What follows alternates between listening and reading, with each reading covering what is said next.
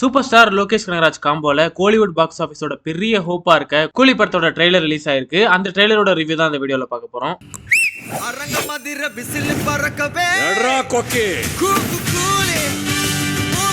Lokesh Kanagaraj direction, Sun Pictures production, Anirudh music, Nagarjuna, Upendra, Aamir Khan, சத்யராஜ்னு massive cast இருக்க படம் கூலி. ட்ரெய்லர் ரிலீஸ்க்கு முன்னாடி வர இந்த காம்போக்காகவே படம் செம ஹைப்ல இருந்தது.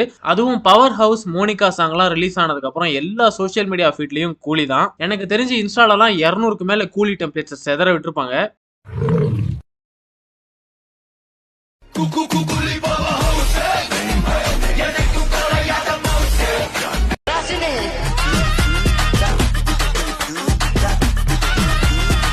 சோ இந்த ஓவர் ஹைப்பே படத்தை காலி பண்ணிடும்னு உஷாரா ட்ரெய்லர்ல செம்ம அண்டர் பிளே பண்ணிருக்காங்க கூலி டீம். ட்ரெய்லர் பார்த்து முடிச்சதுக்கு அப்புறம் எல்லாருக்குமே சாட்டிஸ்ஃபை ஆகாத மாதிரி ஒரு டிசப்பாயின்மெண்ட் ஃபீல் இருக்கும். எக்ஸாம்பிளுக்கு அனிருத்தோட மூவிஸ் ட்ரெய்லர்ல அவரோட பிஜிஎம்ஸ் தான் ஹைலைட்டா யூஸ் பண்ணிருப்பாரு. லியோல ரத்ததா, ரீசெண்டா ரிலீஸ் ஆன கிங்டம், தேவரா, வேட்டையன்ல கூட அந்த படத்தோட ஹை ஃபேஸ் பிஜிஎம் எதுவோ அதை தான் ட்ரெய்லர்ல யூஸ் பண்ணிருப்பாரு. அதே மாதிரி கூலி ட்ரெய்லர்லயும் பவர் ஹவுஸ் சாங் யூஸ் பண்ணிருந்தா ட்ரெய்லர் வேற லெவலா பிச்சுக்கிட்டு போயிருக்கும். பட் அதை விட்டுட்டு வாண்டடா ஒரு மிட் சாங் யூஸ் பண்ணிருப்பாரு அனி.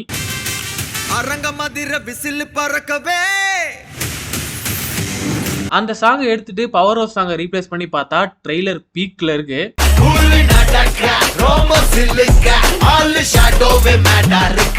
சோ ட்ரெய்லர்ல யூஸ் பண்ணிருக்க சாங் செலக்ஷன் வச்சு எவ்வளவு அண்டர் பிளே பண்ணிருக்காங்கன்னு கிளியரா சொல்லிடலாம். ட்ரெய்லர் பார்க்கும்போதே இதுல பெருசா என்ன இருக்க போது, இது ஒரு ரிவெஞ்ச் ஸ்டோரி. ஹார்பர்ல ரஜினி, உபேந்திராலாம் யங் ஏஜ்ல வேலை செஞ்சிருக்காங்க. அந்த ஹார்பர் ஓனரா நாகார்ஜுனா இருக்காரு. ஏதோ ஒரு இல்லீகல் ஆக்டிவிட்டி பண்றாரு. அது ஸ்ருதிஹாசன், சத்யராஜ்க்குலாம் தெரிஞ்சு அவங்க அதை தடுக்க பாக்குறாங்க. இதுல ரஜினியோட ஃப்ரெண்டா இருக்க சத்யராஜ் கொன்னதால ரஜினி ரிவெஞ்ச் எடுக்க போறாரு அப்படின்னு ஒரு normal hero versus villain gangster story தான் கூலின்னு ஒரு இன்டெலிஜென்ட் ட்ரெய்லர் கட்ட ரிலீஸ் பண்ணிருக்காங்க. அதான் இல்ல. பட் இந்த ரிவெஞ்ச் கேங்ஸ்டர் ஸ்டோரியை தாண்டி உள்ள இன்னொரு விஷயம் இருக்கு அப்படின்னு லோகி நிறைய ஹிண்ட் நமக்கு கொடுத்திருக்காரு. சோ இது என் பையன் சத்ததுக்கான ரிவெஞ்ச் ஸ்டோரி நினைக்கிறீங்களா? பட் நான் இந்த வீடியோல எந்த ஒரு ஹிடன் டீடைலையும் டீடைலா சொல்ல போறது இல்ல.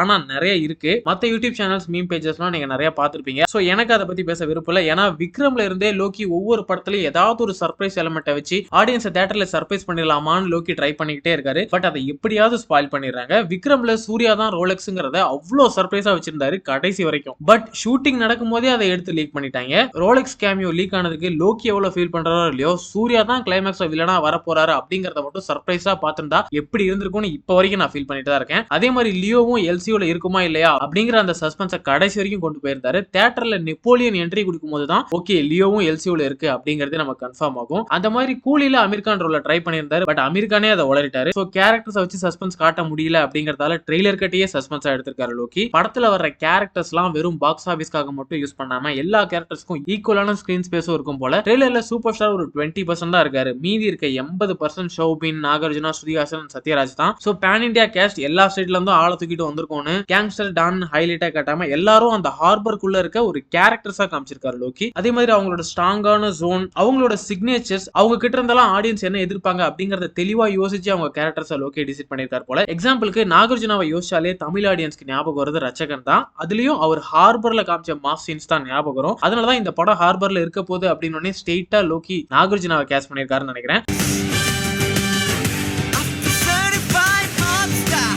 அப்புறம் உபேந்திராவோட சிக்னேச்சர் ஐ மூவ் ஷாட்டும் இந்த ட்ரெய்லர்ல இருக்கும்.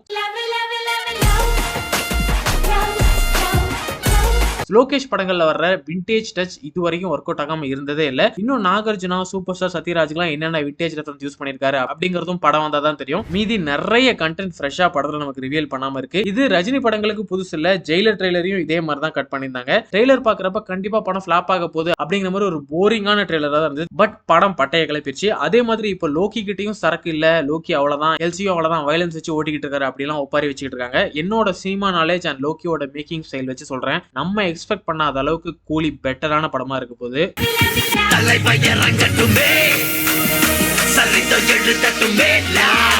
ஹீரோ வெர்சஸ் வில்லன் அவங்க மீட் பண்ண போறதுதான் இந்த படத்தோட ஹை பிச்சா இருக்க போகுது. பட் அதை கம்ப்ளீட்டா சர்ப்ரைஸா வச்சிருக்காரு. அவங்க மீட் பண்ற ஒரு சின்ன ஷாட் கூட ட்ரெய்லர் லீக் ஆகல. உபேந்திராவோட பாஸ்ட் லுக் வர சீன்ஸ் மட்டும் தான் ட்ரெய்லர்ல இருக்க மாதிரி காமிச்சிருக்காங்க. அவரோட present portion look, long hair வச்சிட்டு இருக்க மாதிரி தான் போஸ்டரே ரிலீஸ் பண்ணிருந்தாங்க. பட் அந்த லுக் இந்த ட்ரெய்லர்ல எங்கேயுமே ரிலீஸ் ஆகல. அப்புறம் லோகேஷ் படம் முடிஞ்சதுக்கு அப்புறம் இன்ஸ்டால எல்லாம் ஒரு விஷயம் பயங்கர ட்ரெண்டிங்கா இருக்கும். அது என்னன்னா அவர் யூஸ் பண்ணிருக்க ரெட்ரோ சாங்ஸ்.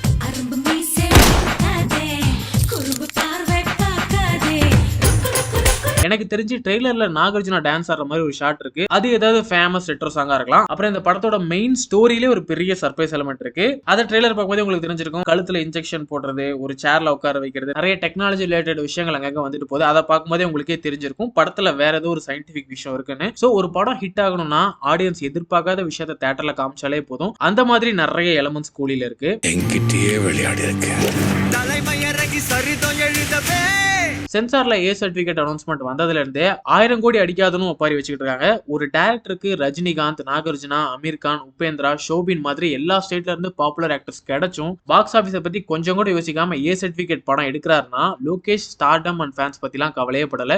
முழுக்க அவர் என்ன ஸ்கிரிப்ட மைண்ட்ல யோசிச்சிருக்காரோ அதை மட்டும் தான் படமா எடுத்திருக்காரு. 2-3 டிகேட்ஸ்க்கு அப்புறம் சூப்பர் ஸ்டார் படத்துக்கு ஏ சர்டிபிகேட் வேற கிடைச்சிருக்கு. அவரோட பலமே ஃபேமிலி ஆடியன்ஸ் தான். அப்படி இருக்கும்போது அவர் படத்துக்கு ஏ சர்டிபிகேட் வாங்கி கொடுக்கறதும் லோகேஷ்க்கு பெரிய ரிஸ்க் தான். இதை சன் பிக்சர்ஸ் வச்சு வேற பண்ணிருக்காரு. இவ்வளவு ரிஸ்க் அவர் சூப்பர் ஸ்டார் சன் பிக்சர்ஸ் எல்லாத்தையும் எடுக்க வைக்கிறதுக்கு காரணம் அவர் எழுதியிருக்க அந்த ஸ்டோரி தான். படத்துல நடிச்ச கேஸ்டுமே ரஜினி மாசா இருப்பாரு, நாகார்ஜுனா மாசா இருப்பாருன்னா சொல்றதை விட எல்லாருமே இன்டர்வியூல இது ஒரு இன்டெலிஜென்ட்டான படம் அப்படிங்கறத அடிக்கடி சொல்லிட்டு இருக்காங்க. ஒரு சூப்பரான ஒரு இன்டெலிஜென்ட்டான ஃபிலிம், வெரி இன்டெலிஜென்ட் மூவி, பியூட்டிஃபுல்லான ஒரு screen play with all these legends. கூலில இருக்க அந்த இன்டெலிஜென்ட் ஃபேக்டரை நம்பி தான் இவ்வளவு பெரிய ரிஸ்க் இந்த மொத்த டீமும் எடுக்கிறாங்க. அந்த ரிஸ்க் ஃபேக்டர் மட்டும் கரெக்டா ஒர்க் அவுட் ஆனிச்சுன்னா 1000 கோடி அடிச்ச முதல் ஏ சர்டிபிகேட் படமா கூலி இருக்கும். அது நடக்கும்னு நானும் ஸ்ட்ராங்கா நம்புறேன். சப்போஸ் 1000 கோடி அடிக்கலனா கூட எல்லா ஸ்டேட்டோட சூப்பர் ஸ்டார்ஸ் இருந்தும் ஒரு தமிழ் டைரக்டர் கண்டென்ட்டை நம்பி இப்படி ரிஸ்க் எடுத்திருக்காரு அப்படிங்கறதே வேற லெவல் மேட்டர் தான். பட் கோலிவுட் 1000 கோடி அடிக்கல அப்படின்னு சோசியல் மீடியால ட்ரோல் பண்ணதான் செய்வாங்க. அப்படி ட்ரோல் பண்றாங்க அப்படின்னா யூபையை வாங்கியிருந்தா 1000 கோடி அடிச்சிருப்போன்னு